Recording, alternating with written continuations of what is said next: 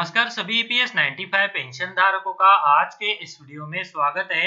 आज के इस वीडियो में ईपीएफओ द्वारा जो कर्मचारी एम्प्लॉय पेंशन स्कीम के तहत रिटायर्ड होने वाले हैं और उनको पेंशन मिलने वाली है, तो उनके लिए एक नई योजना की शुरुआत की गई है, जिससे जो भी कर्मचारी अब रिटायर होंगे तो उसके दूसरे दिन से ही उनको पेंशन का भुगतान जो है वो शुरू हो जाएगा। तो जी हाँ, आज के इस वीडियो में ईपीएफओ द्वारा ये जो रिटायर्ड होने वाले कर्मचारियों के लिए बड़ी सौगात देकर एक नई योजना की शुरुआत की गई है, तो उसी के बारे में अभी मैं आपको इस वीडियो में जानकारी देने वाला हूँ। तो जी हाँ, इस योजना के तहत अभी तक जो कर्मचारी यहाँ पर रिटायर्ड हुए हैं, तो उनको यहाँ पर जो अपडेट है, तो उसके हिसाब से नासिक से और हिसार के जो रिटायर्ड हुए कर्मचारी है, तो उनको जो है वो उनके रिटायरमेंट के तुरंत बाद ही जो उनका पीपीओ है तो वो दे दिया गया है। यानी उनको जो कागजी कार्रवाई करने के लिए लंबे समय तक इंतजार करने के बाद जो पेंशन का भुगतान किया जाता है, तो ऐसे में यहाँ पर इनको जो है वो केवल रिटायर होने के 2 दिन बाद ही उनकी पेंशन का जो पीपीओ है तो वो अलॉट कर दिया गया है। यानी उनकी अगले महीने से रेगुलर पेंशन जो है वो उनके खाते में आना शुरू हो जाएगी।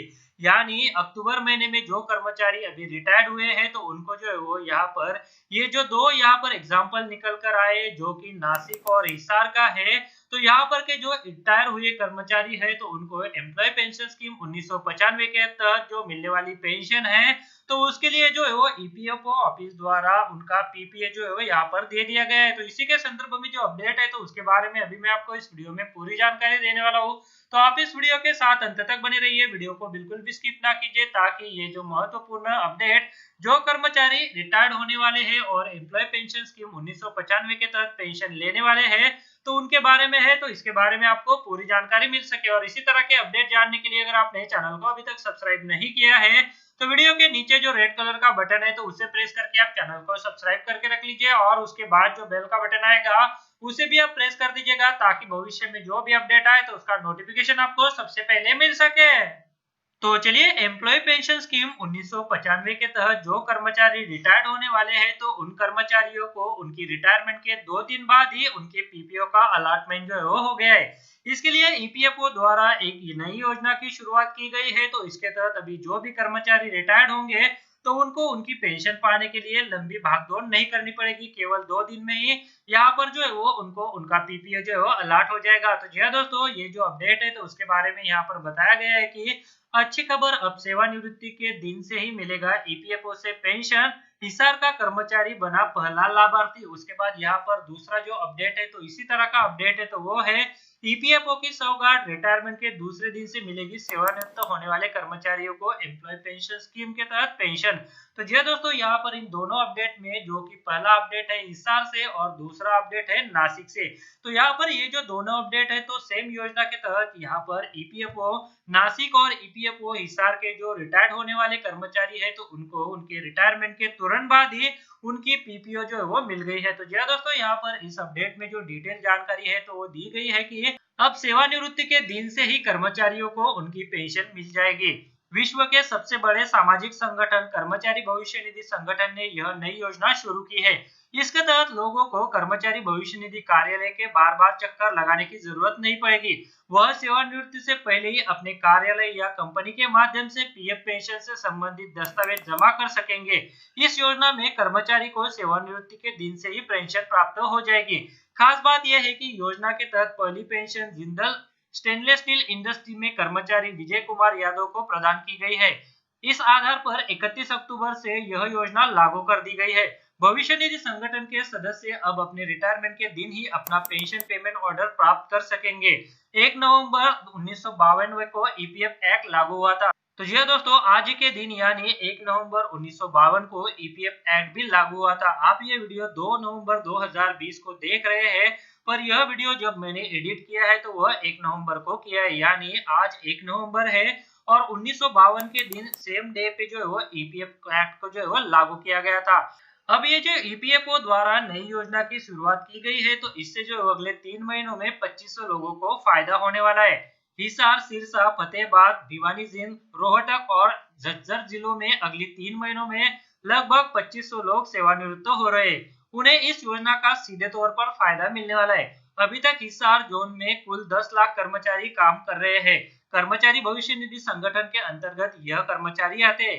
इनमें स्कूल, अस्पताल, कंपनियों में काम करने वाले कर्मचारी मुख्य रूप से शामिल है। उसके बाद यहाँ पर इस योजना की खासियत यह है कि नौकरी के बाद मदद की जाएगी।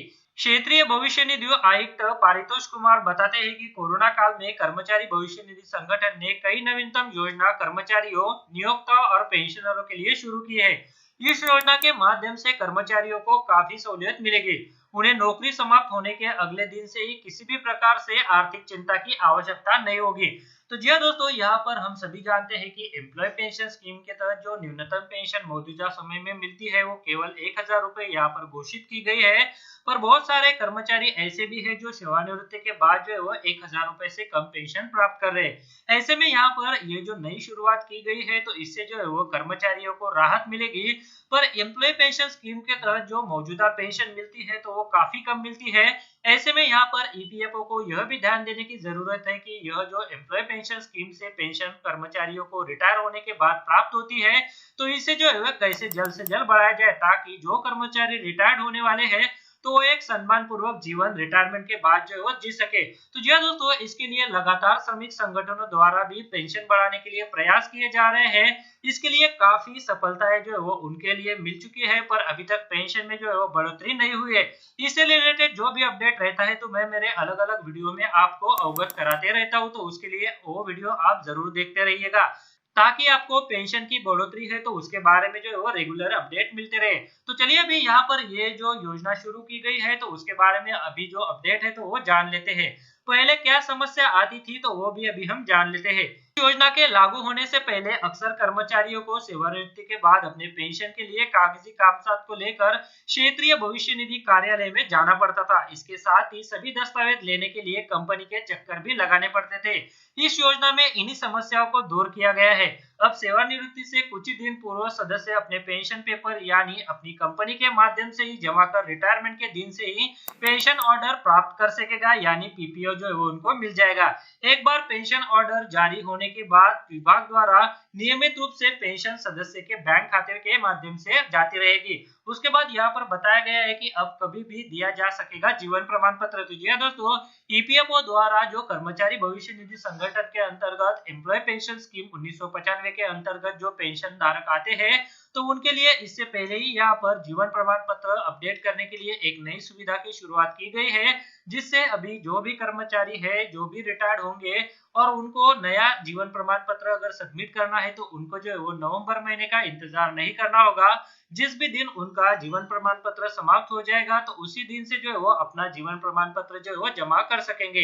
इसके लिए ईपीएफओ द्वारा जो है वो एक सर्कुलर भी जारी करके इसके बारे में पहले ही जानकारी दे दी गई है। तो जी दोस्तों, यहाँ पर जो भी एम्प्लॉय पेंशन स्कीम 1995 के अंतर्गत पेंशन धारक आते हैं तो यानी अगर मान लीजिए किसी पेंशन धारक का जीवन प्रमाण पत्र 1 अप्रैल को समाप्त हो रहा है तो वो उसी दिन से जो है वो उसका नया जीवन प्रमाण पत्र भी जो है वो जमा करवा सकता है। जीवन प्रमाण पत्र जमा करने के लिए आपको जो है वो जो सीएससी सेंटर होते हैं तो उन पर जाकर आप आपका जीवन प्रमाण पत्र जमा कर सकते हैं, या फिर जिस बैंक में आपकी पेंशन आप ले रहे हैं तो वहां पर भी आप आपका जो जीवन प्रमाण पत्र जो है वो जमा कर सकते हैं।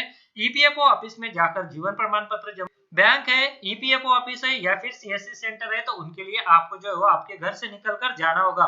दो माध्यम ऐसे भी है जिनका इस्तेमाल करके आप जो है वो आपके घर बैठे जीवन प्रमाण पत्र को जमा कर सकते हैं।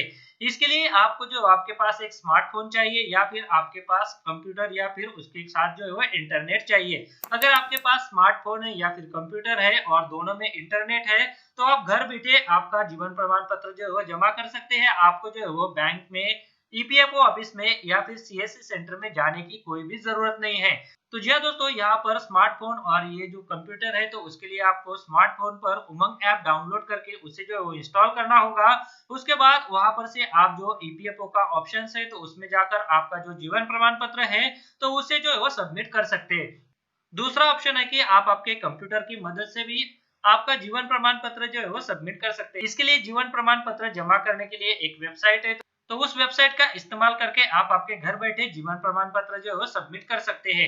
तो जी दोस्तों, अगर आप चाहते हैं कि आप घर बैठे किस तरह से जीवन प्रमाण पत्र जमा कर सकते हैं, इसके लिए डिटेल वीडियो एक आपके लिए चाहिए तो आप मुझे वीडियो के नीचे कमेंट कर दीजिएगा। फिर मैं आपके लिए एक डिटेल वीडियो घर बैठे उमंग ऐप पर या फिर कंप्यूटर से कैसे जीवन प्रमाण पत्र को अपडेट किया जाता है तो उसके बारे में जो है वो जानकारी दे दूंगा। यहाँ पर जैसे कि हमने वीडियो की शुरुआत में बात की थी कि ये जो नई योजना सरकार द्वारा शुरू की गई है तो इससे जो है वो दो अपडेट निकल कर आए, पहला हिसार का था और दूसरा नासिक महाराष्ट्र से था। तो जी दोस्तों, यहाँ पर जो भी कर्मचारी अब नासिक महाराष्ट्र से रिटायर्ड होने वाले हैं तो उनके लिए यहाँ पर काफी अच्छी खबर है। तो जी दोस्तों, ईपीएफओ नासिक रीजन के जो रिटायर्ड होने वाले कर्मचारी है तो उनको भी यहाँ पर रिटायर होने के दिन से उनको जो है वो उनकी पेंशन का जो पीपीओ है तो वो प्राप्त हो जाएगा। तो जी दोस्तों, सेवानिवृत्त होने वाले कर्मचारियों को अब एम्प्लॉय पेंशन स्कीम 1995 के तहत मिलने वाली पेंशन के लिए संघर्ष नहीं करना पड़ेगा। ईपीएस 95 पेंशन सेवानिवृत्ति के बाद दूसरे दिन से ही लागू हो जाएगी। नासिक में कर्मचारी भविष्य निधि कार्यालय ने एम्प्लॉय पेंशन स्कीम 1995 के पेंशन धारकों को राहत देने के लिए पेंशन वितरण योजना शुरू की है। एक कर्मचारी जो जीवन भर कड़ी मेहनत के बाद सेवानिवृत्ति होता है वह समय पर अपनी पेंशन शुरू करने की उम्मीद भी करता है।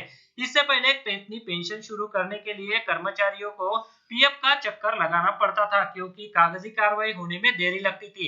ईपीएस 95 सदस्य की ऐसी सभी समस्याओं को दूर करने के लिए केंद्र सरकार ने प्रयास योजना की शुरुआत की है। ईपीएस 95 के तहत 58 वर्ष की आयु में श्रमिकों की सेवानिवृत्ति के दूसरे दिन से ही पेंशन शुरू हो जाएगी।